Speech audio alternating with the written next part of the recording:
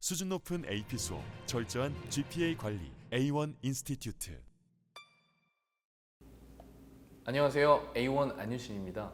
저희가 며칠 전에 1차와 2차 두 번에 걸쳐서 설명회를 진행을 했는데, 원래 저희처럼 이렇게 뭐 미국 대입, 사실 따분한 주제잖아요. 이런 주제로 실시간 스트리밍을 하면 참여 인원이 사실 그렇게 많지는 않은데, 저희 같은 경우는 이번에 거의 400명에 육박하는 분들이 접속을 해주셔가지고 아주 성황리에 잘 마쳤습니다. 그 설명회 중간에 이제 채팅창에 많은 질문들을 올려주셨는데 일일이 답을 다 해드리지 못하다 보니까 저희가 오늘 제가 영상을 찍은 이유는 그때 채팅창에 올라온 질문들을 몇 가지 뽑아서 오늘 설명해드리는 영상을 준비했습니다.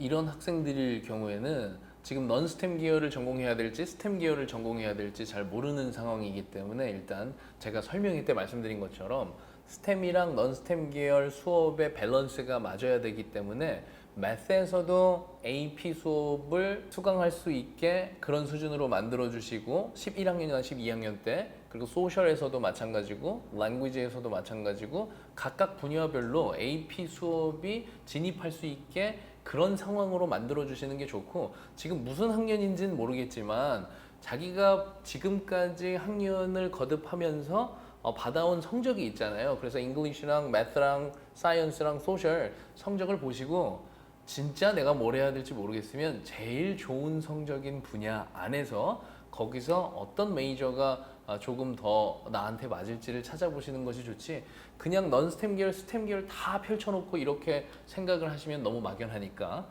제가 말씀드린 것처럼 성적에 맞춰서 준비를 하고, AP는 각 영역에서 전부 다 하나씩만 들어도 벌써 AP가 4개가 커버가 되기 때문에 거기에 이제 추가하는 방식으로 진행하시면 좋겠습니다.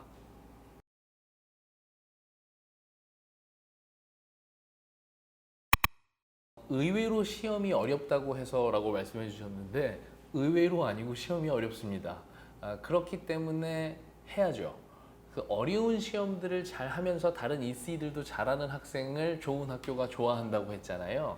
그렇기 때문에 AP 세미나를 해도 되는 상황이고, 커버를 어느 정도 하실 수 있다고 생각이 들면, 확신이 들면 하시는 게 맞고, 그런데 AP 세미나를 들어갔는데 이거 내가 학점을 C 정도밖에 못 받을 것 같다 싶으면 다시 한번 생각을 해보시는 것을 추천을 드리고, 지금 이게 선택사항이라고 말씀해 주셨는데 여태까지 선배들 구성을 한번 보시면 아마 한 학생들 중에서 좋은 학교 간 학생들이 훨씬 더 많을 것으로 보입니다. 그렇기 때문에 제 경험상으로는 대부분 B 이상의 학점을 맞을 수 있고 커버가 어느 정도 가능하다면 AP 세미나는 한 번쯤은 해보시는 게 어떨지 이렇게 추천을 드립니다.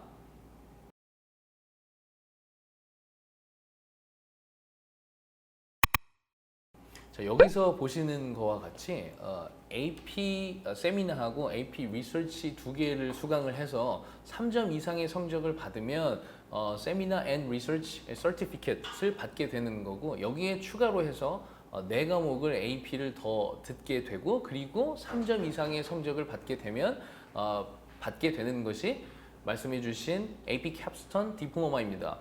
지금 말씀드린 것처럼 이렇게 여러 개의 AP를 구성을 하고 이렇게 코스 리거러스한 것을 어필을 하다 보니까 당연히 수업 구성이 좋아서 대학을 입학하는 학생들 입장에서는 유리하겠죠. 그런데 캡스톤 디플로마가 있어야지만 명문대에 들어가는데 훨씬 더 유리하다, 이런 것은 아니기 때문에 제가 설명해서 말씀드린 것처럼 AP 개수를 많이 가져가면서 성적만 잘 코스 리거를 보여줄 수 있는 상황이 된다면 캡스톤 디플로마가 굳이 있지 않더라도 좋은 결과가 있을 거라고 생각합니다. 이거는 그러니까 아직 생긴 지 그렇게 오래된 디플로마는 아닌데 IB에서 리서치가 많이 강화가 되고 학생들이 그런 것들이 어필이 되는 것에 반해서 이제 AP는 그 막 리서치하고 이런 것들이 좀 약하다고 생각을 했기 때문에 이런 디플로마를 만들어 놓은 것이라서 그런 역할로서 어느 정도 역할을 한다고 생각을 하시는 것이 좋지, 뭐 그것이 꼭 있어야지만 명문대에 입학하는데 훨씬 유리하다, 이것은 아니시니까 이 디플로마에 너무 그렇게 연연하지 않으셔도 괜찮다는 게 제 생각입니다.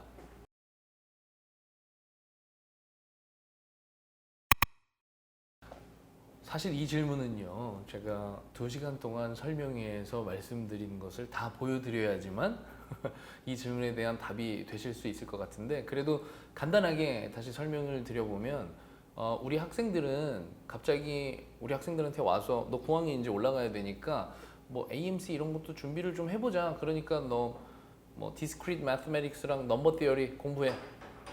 이렇게 학생이 설득이 안 된 상태에서 이렇게 무작정 시키면요, 우리 학생들은 잘 하지 않습니다. 하지만 본인이 이해가 되면 충분히 열심히 할 수 있는 그런 학생들이거든요. 그래서 그것을 이해시키기 위해서 우리 학생들이 일단은 넌스템 계열이 맞는지 스템 계열이 맞는지를 좀 파악하기 위해서 지금까지의 매스랑 사이언스 이런 것의 성적을 좀 보실 필요가 있고, 그리고 넌스템 계열의 책을 한 적어도 책 3권 정도를 스트레이트로 한번 읽어보는 것을 추천을 드리고, 사이언스 같은 경우도 뭐 고등 사이언스 이거를 막 미리 할 필요는 없고 그냥 미들스쿨 그 레벨 안에서 사이언스 뭐 바이올로지, 케미스트리, 피직스 이런 것을 좀 맛보면서 공부를 해보는 것을 추천을 드리고, 여기에서 무슨 특별한 뭐 후기 될 만한 EC를 찾아서 하려고 구체적으로 찾아보신다거나 하는 것은 다음 해에 도전을 해봐도 괜찮으니까 제가 지금 말씀드린 것처럼 기초적인 관심 분야를 찾는 데 좀 집중을 해주셨으면 좋겠습니다.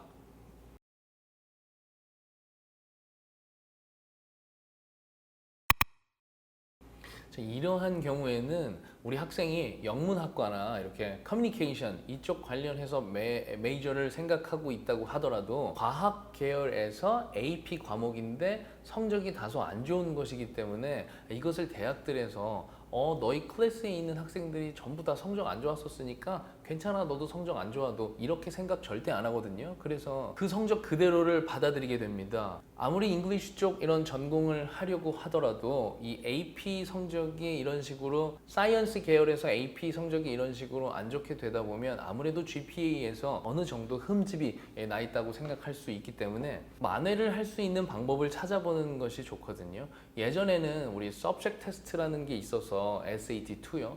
그런 테스트를 봐서 뭐 만점을 받아가고 이러면은 어느 정도 좀 메이크업 되는 모습을 보여주긴 했었는데, 이제는 그런 테스트가 없다 보니까 AP 테스트를 보면 어느 정도 커버가 될 수 있기 때문에 여기서 오히려 뭐 다른 데 수강을 해서 거기서 한 번 더 듣는 것은 그렇게 설득력이 있지 않다 보니까 그냥 시험만 다시 한번 도전을 해서 여건이 되신다면, 그래서 좋은 점수를 받아가시는 편이 더 좋다고 생각을 합니다. 일단 학교 GPA가 안 좋은 상황이니까 나중에 AP 시험을 한 번 더 봐서 점수를 잘 받는다고 해도 그렇게 엄청나게 큰 효과가 있지는 않지만, 그래도 어느 정도는 자신의 약점을 커버하는 정도로서 역할을 할 수 있다고 정도만 알아두시면 좋겠습니다.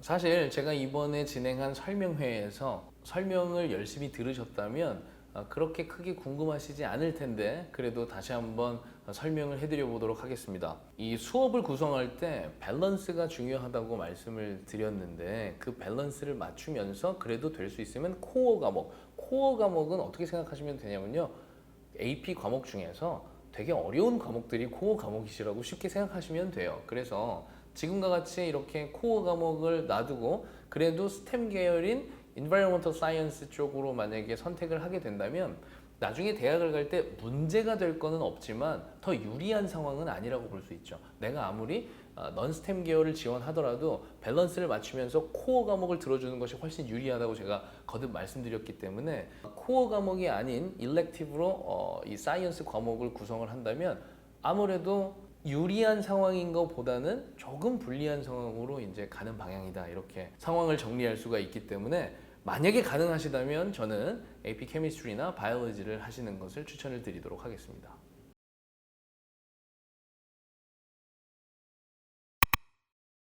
예, 물론 학교에서 준비하는 사이언스 프로그램, 리서치 계속 진행을 따라가면서 하면 너무 좋습니다. 그런데 더욱 좋으려면 같은 주제를 해서 외부에서도 같이 리서치를 더욱 더 풍부하게 만들면서 같은 주제로 리서치를 진행하는 것을 더욱 추천드리기는 합니다. 왜냐하면 학교에서만 진행하는 것 가지고서는 학교 플랜대로는 갈 수 있는데 그 외부에 다른 EC들을 막 지원해 보거나 사이언스 페어라든지 이런 거를 지원해 볼 수 있는 기회가 좀 적을 수가 있는데 거기에 조금 더 살을 붙이고 실생활에 적용 가능한 그런 것들로 확장을 하게 된다면 더욱더 도전해 볼 수 있을 만한 EC가 더 많아지기 때문에 외부에서 리서치를 하더라도 전혀 다른 주제로 하면 시간이 너무 비효율적으로 흘러갈 수가 있기 때문에 될 수 있으면 겹치는 주제로 조금 더 공부를 하는 것을 추천을 드리는 편이긴 합니다. 그렇게 해서 많은 사이언스 페어라든지 컨테스트 같은데 출전을 해서 경험을 쌓는다고 하면 우리 학생들은 점점 더 수준이 놀랍게 상승할 수가 있기 때문에 그런 취지로 이렇게 말씀드렸다는 것을 알아두시면 되겠습니다.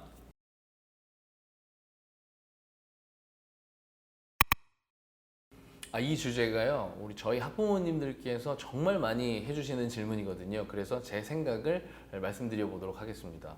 이게 꼭 마칭 밴드 뿐만이 아니고 시간 많이 잡아먹는 그런 액티비티 있죠. 우리 학교가 되게 축구를 잘하는데 축구가 막 점점 막 리그 올라가잖아요. 그럼 계속 축구해야 되잖아요. 아니면 수영도 되게 많은 시간을 잡아먹죠, 사실. 예. 그래서 이런 액티비티와 이 공부의 밸런스 이거를 굉장히 많이 궁금해 하시는데 대표적으로 이 마칭 밴드는 우리 학생들이 공부할 수 있는 시간을 많이 뺏어 먹는 그런 액티비티 중에 하나거든요. 그런데 조금 냉정하게 들리실 수 있을지 모르겠지만 대학에서는 그걸 보는 거거든요. 너가 마칭 밴드 같은 시간을 많이 잡아먹는 EC를 하면서도 공부를 얼마나 끌고 갈 수 있는지를 보고 싶어 하는 거예요. 그래서 그걸 잘 끌고 오는 학생들은 학교에 입학시키는 거고 못 끌고 오는 학생들은 그래도 보류를 하게 되고 뭐 이런 식인 거거든요. 그러니까 어차피 이 마칭 밴드를 하는 학생들 중에서도 AP 수업 개수로 기준으로 설명드리면 AP 10개 하는 학생도 있고 AP 2개만 하는 학생도 있고 이렇단 말이에요. 그러면 마칭 밴드를 계속 커미트먼트 하면서 AP 10개 듣는 학생은 그거에 상응하는 학교를 가게 되는 거고 마칭 밴드를 계속 진행하면서 AP를 2개만 들은 학생은 그 수준에 맞게 대학에 입학하게 되는 것입니다. 그러니까 뭐를 하고 안 하고 이렇게 선택을 하시기보다는 내가 마칭 밴드를 계속 진행을 하면서 AP를 이렇게 많이 갖고 갈 수 있는 학생이다라는 것을 보여주려고 하는 그 노력에 집중을 해주셔야 된다는 거죠. 그래서 어쩌라는 거냐고요? 예, 마칭 밴드를 하면서 AP 개수를 많이 들을 수 있게 최대한으로 노력을 하셔야지 이거 AP 많이 못 듣고 수업에 집중할 수 있는 시간이 많이 줄어드니까 나 마칭 밴드 안 해야지 이러면 본인이 이렇게 끈기를 보여줄 수 있는 그런 EC들이 상대적으로 적어지는 거기 때문에 이것 또한 안 좋은 영향을 미칠 수가 있어서 저는 최대한 이러한 EC를 가져가면서 AP를 할 수 있는 맥시마이징을 하셔라 이렇게 뭐 어떻게 보면 당연한 말씀을 드리고 있습니다.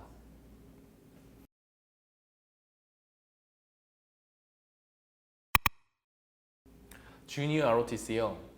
이것도 시간 좀 많이 잡아먹어서 고민되시죠? 저는 이게 리더십 관련돼 있는 것 그리고 우리 학생들이랑 얼마나 잘 조화를 이뤄서 생활할 수 있느냐 이런 것에 대한 능력을 보여줄 수 있는 대표적인 액티비티라고 생각을 하기 때문에 ROTC 하는 것을 추천을 드립니다. 그래서 만약에 지금까지 해오던 역사가 있으시면 쭉 하실 수 있을 때까지 하시는 것을 저는 추천을 드립니다. 대학에서는 우리 학생들이랑 얼마나 조화를 잘 이루면서 우리 학교에 잘 융합될 수 있는지를 굉장히 많이 중요하게 생각하기 때문에 뭐 이것만큼 그러한 능력을 보여줄 수 있는 그런 액티비티는 없으니까요. 좋은 액티비티라고 생각을 하기 때문에 계속 하시는 것을 권해드립니다.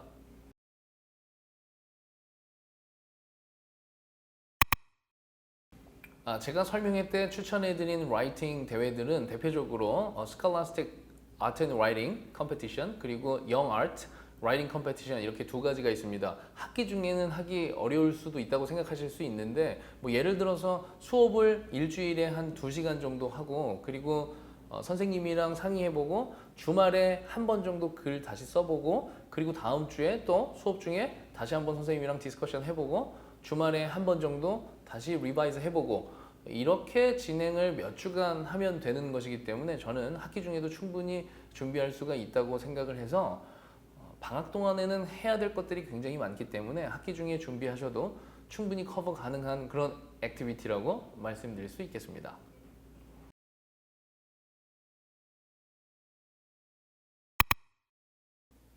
여러분들이 아시다시피 이 unweighted GPA 같은 경우는 어려운 과목이든 쉬운 과목이든 그냥 가중치를 똑같이 놓고 A 플러스를 4.0 만점으로 계산하는 것이 unweighted GPA가 되겠고, 이 weighted GPA는 어려운 과목에다가 가중치를 둬서 4.0보다 더 높은, 그러니까 만점보다 더 높은 그런 점수를 주는 것이 이제 weighted GPA라고 알고 계시면 됩니다. 학교에서는요, unweighted GPA를 볼까요? weighted GPA를 볼까요?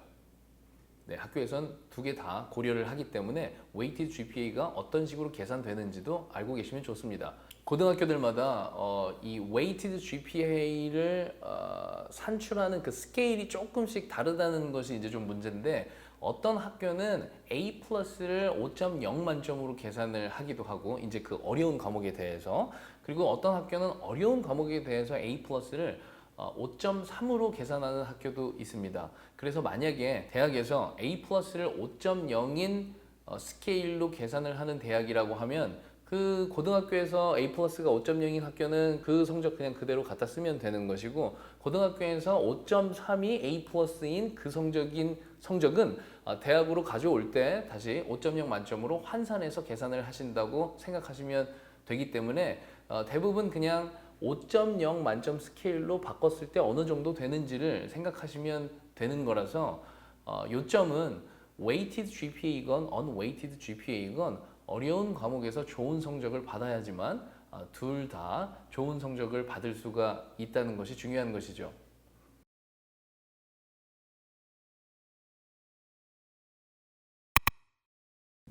IB 과정은 여기 보시는 것처럼 이렇게 6개의 카테고리가 있고, 이 6개의 카테고리에서 각각 한 과목씩을 선택해서 총 6개의 과목을 듣게 됩니다. 그 중에서 이 HL이라고 하죠. 그 Higher Level Class가 있고 SL, Standard Level Class가 있습니다. 그래서 이 중에 3개는 SL 수업을 듣고 3개는 HL 수업을 들어서 이 모든 것을 패스를 했을 때 IB 디플로마를 받게 되는 것인데요.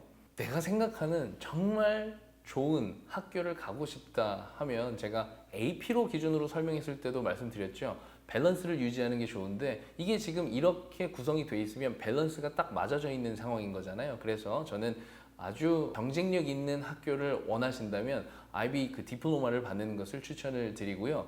그리고 특정 영역에서 관심을 조금 더 표출하고 싶으면 이 HL 클래스를 3개를 듣는다고 했었는데, 사실 4개 진짜 드문 경우긴 하지만 5개까지도 듣는 학생이 가끔 있거든요. 그러면 이제 HL 클래스가 4개가 되고 SL 클래스가 2개가 되는 것인데, 이런 경우를 이제 Irregular Diploma라고 하는데, 그런 학생들도 있긴 하지만 제 생각에는 3개만으로도 충분히 경쟁력 있는 학교에 입학하실 수가 있기 때문에 그렇게 굳이 꼬아서 어려운 과정을 가시는 것보다는 그냥 3개 정도로만 꾸며서 구성을 하시는 것을 추천을 드리고, 한 특정 영역에서 지금처럼 뭐 이렇게 컴퓨터 사이언스 쪽이나 이쪽에 특별하게 더 이렇게 가중을 두고 싶다 이렇게 생각하시는 분들은, 여건이 되신다면 AP 시험을 조금 더 추가를 해서 그렇게 추가하시는 방법이 훨씬 덜 힘들게 뭔가 어필을 할 수가 있기 때문에 그런 방법을 추천을 드리도록 하겠습니다.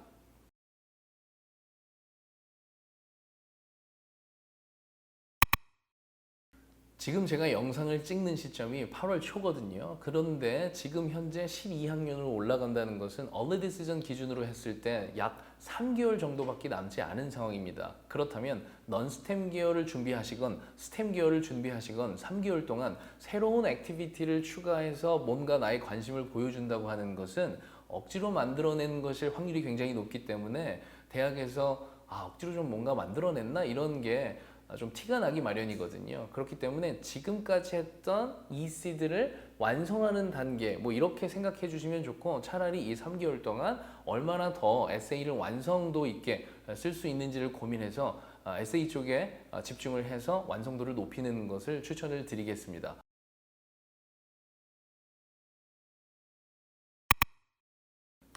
자, 이 말씀은요, 내가 non-STEM 쪽 메이저를 지원할 건데 스템 쪽 리서치를 한 EC를 가지고 가면 좀 부정적인 영향이 있지 않느냐 이렇게 고민하시는 것일 텐데요. 경우에 따라 조금 다를 수가 있습니다. 다른 액티비티들이 다양하게 갖춰져 있는 상태에서 내가 넌스템 계열을 지원하는데 스템적 리서치를 가져가는 것은 너무나도 다양성을 이렇게 보여주는 것이라서 두 팔 벌려 환영할 만한 그런 일이고요. 만약에 예를 들어서 넌스템 계열 쪽 느낌이 나는 EC의 활동이 전무한 상황에서 이런 스템 리서치만 가지고 가면 조금 이상하게는 생각할 수 있습니다. 그래서 많이 유리하지는 않을 수 있다 이렇게 생각이 들고요. 그리고 다른 액티비티들을 같이 진행을 하셨기 때문에 아마 넌스템 계열이라고 판단되는 그런 관련된 액티비티가 있으실 거라고 판단이 됩니다. 그런 상황이라면 우리 대부분의 대학들에서는 우리 학생들의 다양성을 굉장히 중요하게 생각하기 때문에 오히려 더 강점이 될 수 있겠다 이렇게 말씀드릴 수 있겠습니다.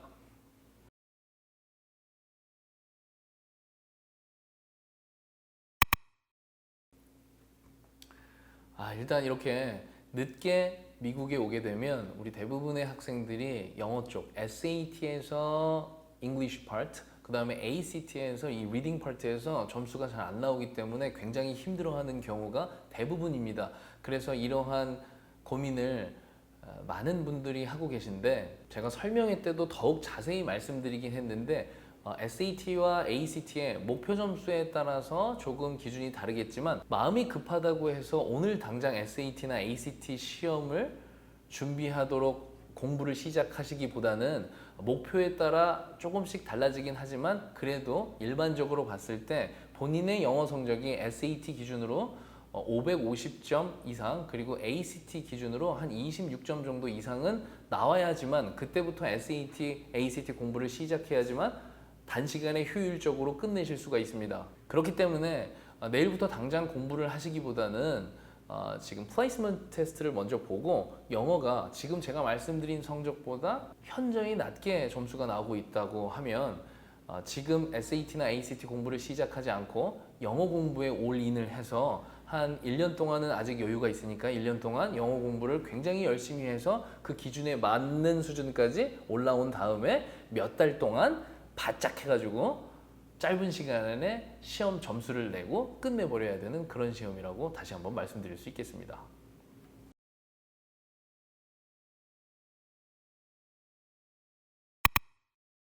그쵸. 이거 궁금하시죠? 왜냐면 Early Decision은 11월에 지원해가지고 12월 때쯤에 막 결과가 나오고 이러는데 우리 학생들이 공부를 하고 싶지가 않죠. 계속. 그렇기 때문에 이 질문을 굉장히 많이들 하시는데 만약에 예를 들어서 Early Decision으로 완전히 판가름이 난 상황이라면 그 다음 해에 5월 달에 AP 시험을 볼 필요는 없습니다. 그래서 그냥 학교 열심히 다니면서 이렇게 눈치 좀 보고 뭐 이렇게 하시면 되는데 이제 합격 중에서 약간 조건부 합격 같은 것들이 있어요. 뭐 미디어 리포트를 제출을 해야지 그 다음 내가 너한테 합격 여부를 얘기해 줄 수 있어. 아니면 파이널 리포트를 내야 돼. 아니면 5월달 너 AP 시험까지 다 봐야겠는데? 이렇게 얘기하는 그런 조건부 합격도 존재합니다. 그런 학생들은 끝까지 이악 물고 정말 열심히 해야지 안 그러면 불합격이 될 수가 있거든요. 그래서 그런 학생들은 끝까지 이악 물고 열심히 하셔야 되고 그런 게 아니고 합격이 완전히 결정이 난 상태라면 5월달 AP 시험은 사실상 보지 않아도 괜찮습니다. 다음 주에는 제가 2차 설명회 영상을 편집해서 올려드릴 예정이니까 구독과 좋아요 눌러주시고 알림 설정 부탁드리겠습니다. 그럼 다음 영상에서 뵙도록 하겠습니다. 감사합니다.